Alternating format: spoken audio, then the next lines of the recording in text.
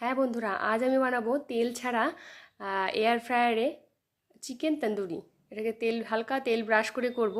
তার জন্য এখানে নিয়ে নিয়েছি আমি একটু চিকেন।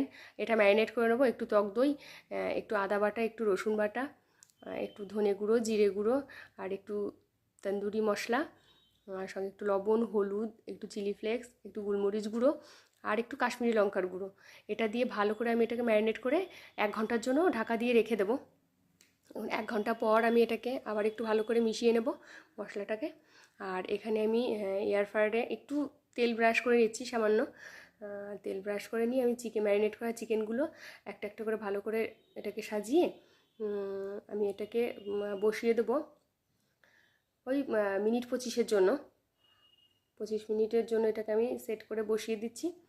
আর তারপর 25 মিনিটের মধ্যে 13 মিনিট হয়ে যাওয়ার পর এটাকে আমি বের করে উল্টে দিয়ে আবার একটু এর ওপর দিয়ে হালকা একটু তেল ব্রাশ করে দেবো।